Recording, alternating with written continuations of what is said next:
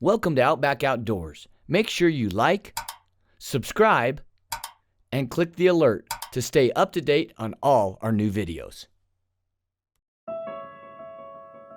When we started on this journey of sharing our adventures with others over 10 years ago, little did we know that our time spent together in the field would actually diminish. Along with the success came greater demands, and the number of hunting camps we shared together dwindled.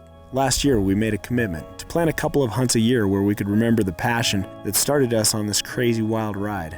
And relive the camaraderie and the laughter that bonded us as kindred spirits.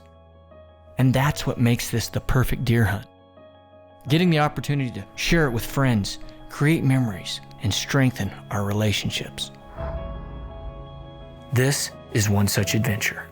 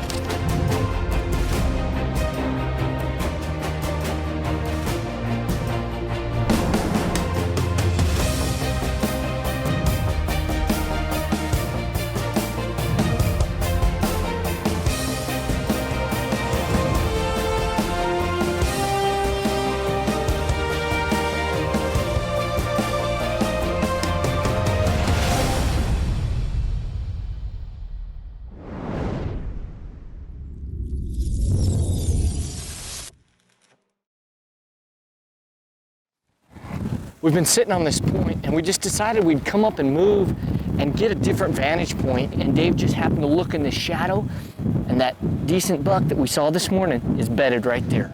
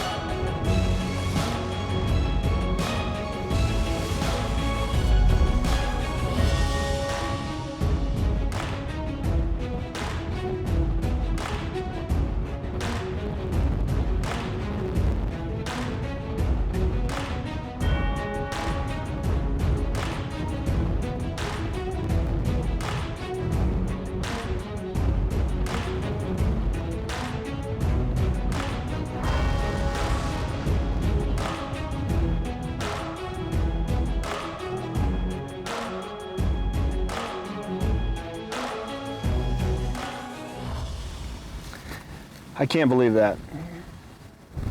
I drew back and I caught this branch. I don't know if it hit my limb or hit my string or what, but as soon as I released, the bow jumped over to the side and I watched that arrow clean miss. Dude, why didn't you just stab him with a knife? When he was looking at me, I couldn't get him to stand up to, I frickin' did a jig. Look at that bed. You couldn't ask for, you should check that out. I should have frickin' come over here with my trad bow and shot him from right there. You can't, you're not going to. All you have is the top of his head. Right here, and shoot him right here. You're gonna stand right there? Matter of fact, I'll probably put my bow down and jump on him with my frickin' arrow and a knife, and he'll be frickin' quartered and dead in one foul swoop. Yeah, you need to practice more. I need to practice those 5-yard downhill shots. 8 yards. His body is completely buried. Dude, that's no excuse. I've just got the top of his head. I'm bummed. Yeah, you should have killed that buck, dude. That was a slam dunk. At 5 yards, it doesn't matter how much practicing you do, there's stuff that can go wrong. You think, oh, how'd you miss them at 8 yards, 10 yards?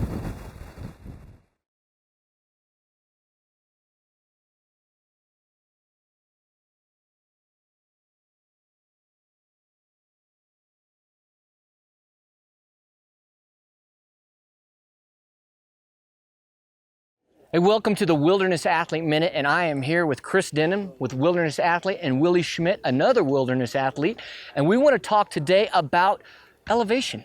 We have a lot of people that get a hold of us, say, hey, we're coming out from the East Coast or whatever. How can we use some of the products at WA to help them acclimate? Altitude advantage is it's got herbs and adaptogens, golden root, products that actually help your red blood cells carry a little bit more oxygen. You start about a week early with it, and it builds, and it allows it to build into your system. And what I feel altitude advantage does for me, it gives me about 2,000 to 3,000 feet. Normally, where I'd be sucking gas at 6,000, I can get to 9,000 before that starts to happen.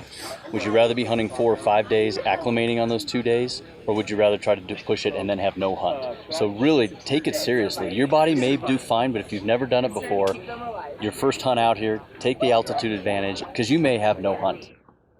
For more on altitude and altitude advantage and adjusting to acclimating to altitude, check out wildernessathlete.com. Every step we take, every move we make, every coulee we glass, the wind blows in the wrong direction. Oh, can't you see? Mule deer are special to me. How my full heart aches for a big-browed 8-point. That's the Eastern count, folks. Every move you make, every 4x4 you take. Every slap happy moment you fake. Do we want to just then move out to just a little bit up to this point? Will that get us? No. Or do we need to go all the way to the next ridge? We need to go down over there to look back. Just keep singing and I'll guide you. Every move Beronio makes,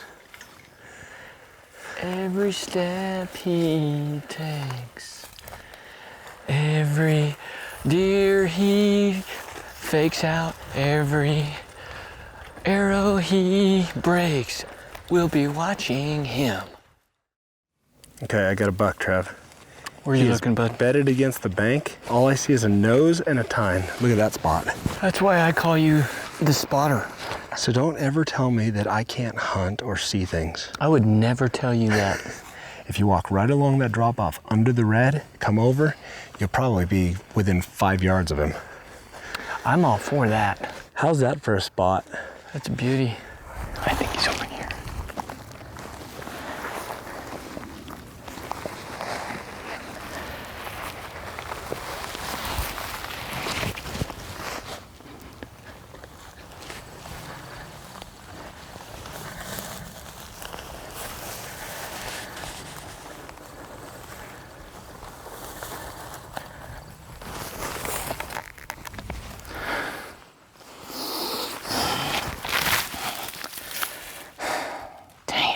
I was too low.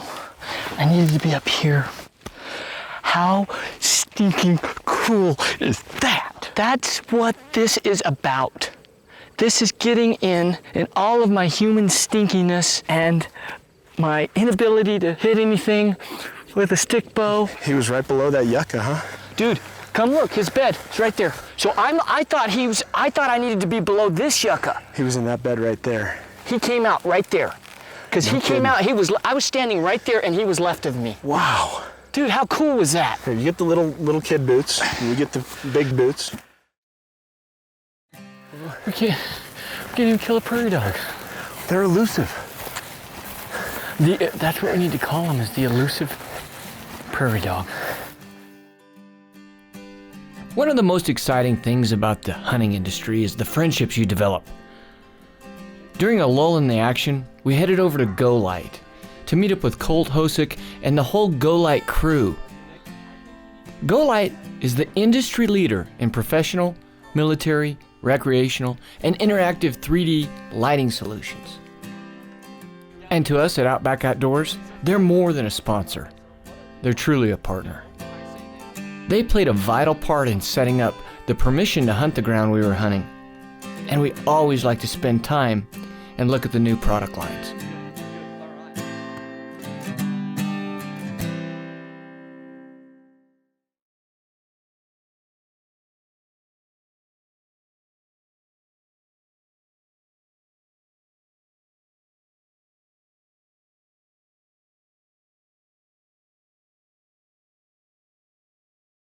My name's Dave Beronio, and this is Trevon Stoltzfus with Outback Outdoors, and this is the Wasp Archery's Tech Talk. Many people wonder why they can't get their fixed blade broadheads to group. There's a number of different factors. The spine of your arrow may be incorrect for the bow that you're shooting. Your bow may not be tuned properly, or the largest thing is human error. And a broadhead can magnify human error. Human error is the biggest thing. But there's a couple things we can do to try and fix that. Of course, first off is tune your bow, okay? That's paramount.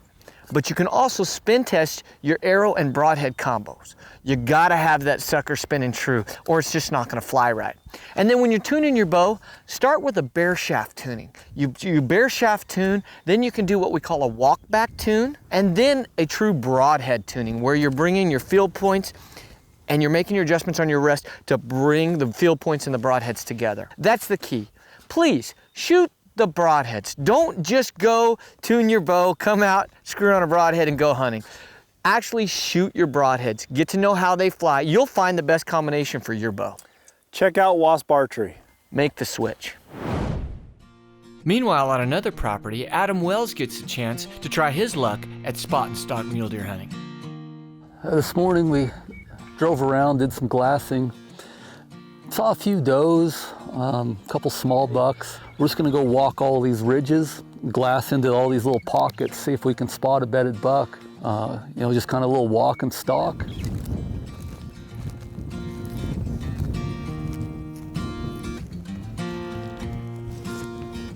Well, that was fast. Second little pocket I poked into. 2 decent bucks bedded. I just want to study the terrain, see what the wind's doing, make sure there's no other deer bedded near them, and just gonna slip in as quiet as we can and try to kill one of these bucks.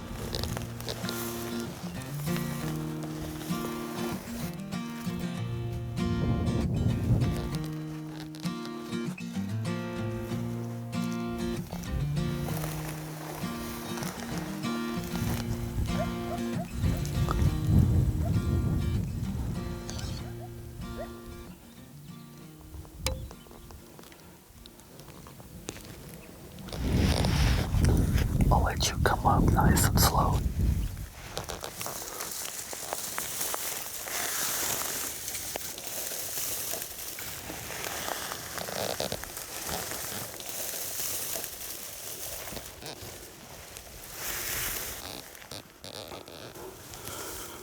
Yeah, he's a nice buck, man.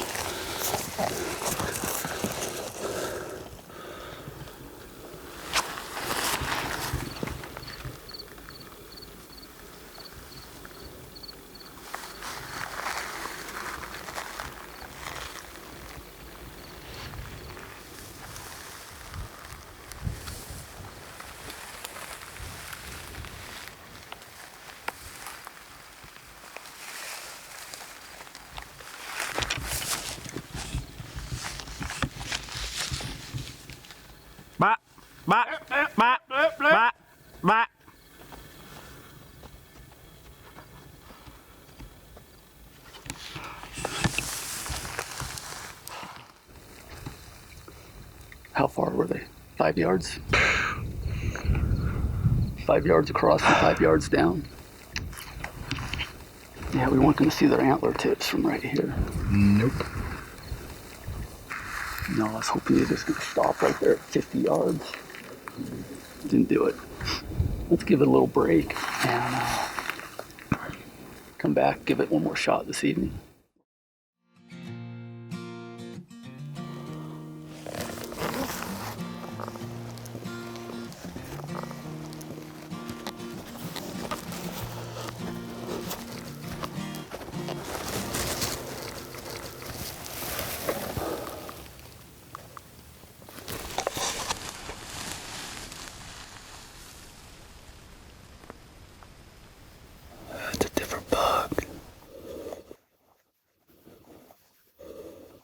coming our way. Here he comes. Come on, buddy.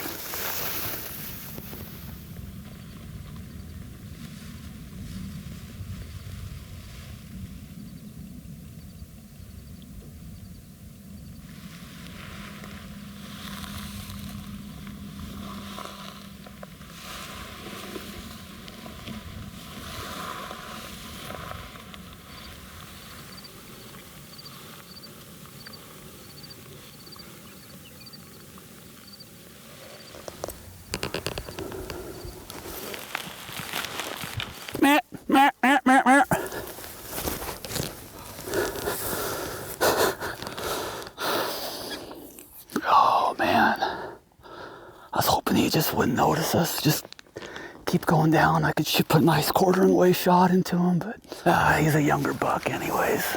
Dang it, that was close. That was exciting though.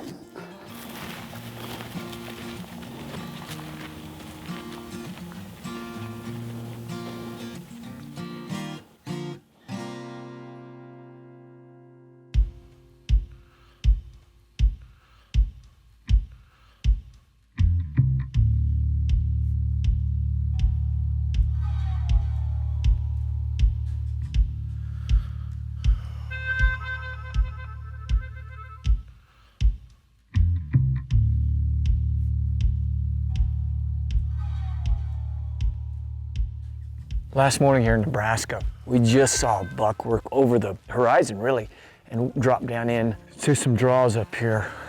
I'm gonna pack up, I'm gonna drop down into the gut, and I'm gonna follow that all the way over to that last ridge. And I've got a rhythm, got a body key.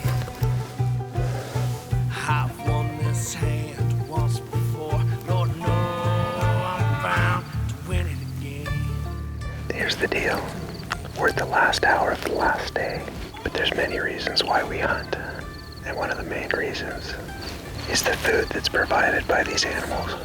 So if I get the opportunity on this buck, I'm gonna take it. Some old cowboy in a Texas green. My shot rang out, whoosh da doo. He fell dead. I was aiming for you. The dog got rhythm, got a bottle of gin. I've won this set once before. Oh no, I'm bound to win it again. Yes, I'm winning again. I'm winning again. I was trying to thread it right by that yucca. It's not exactly the buck I was coming out here to Nebraska to take, but I'm really happy.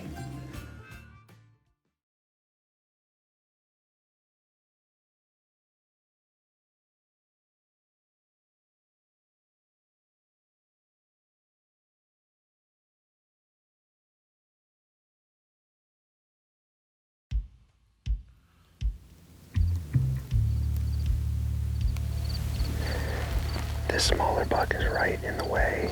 Here's the deal.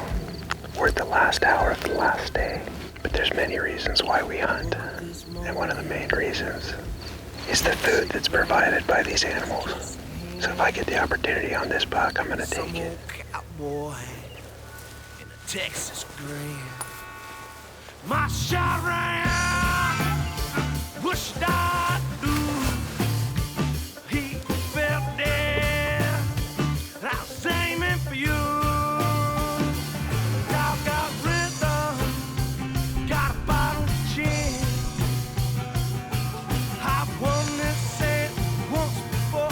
Oh no, I'm bound to win it again. Yes, I'm winning again. I'm winning again. Hey, the big buck is laying in front of me at 20 yards, in his bed, sound asleep.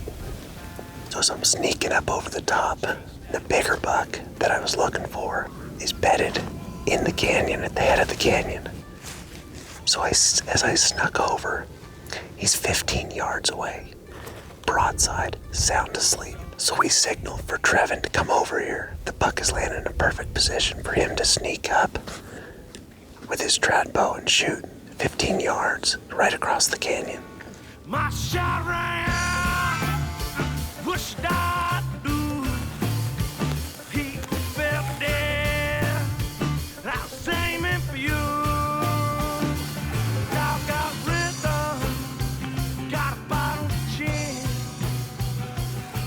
I've won this set once before, but no, I'm bound to win it again. So I'm winning again.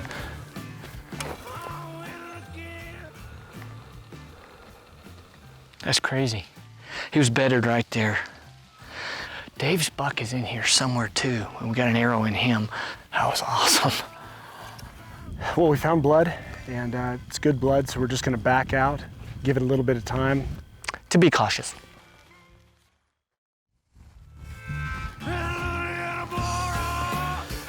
Only thing I wish, my old 45 would never. Congratulations, buddy. Thanks, buddy. That's a nice buck. He's dead. Oh, yes! Congratulations. Yes!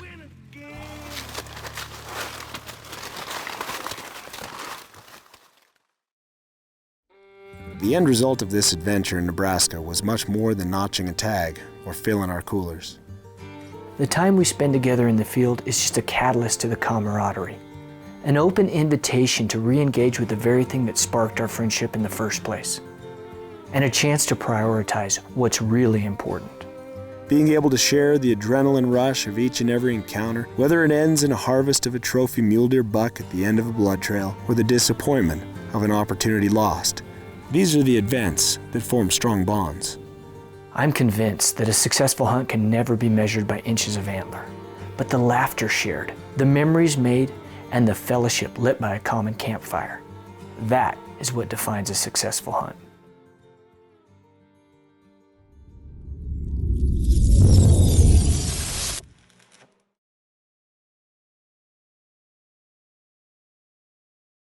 Thanks for watching Outback Outdoors. We encourage you to comment below, and as always, like, subscribe, and click the alert to stay up to date on all our new videos.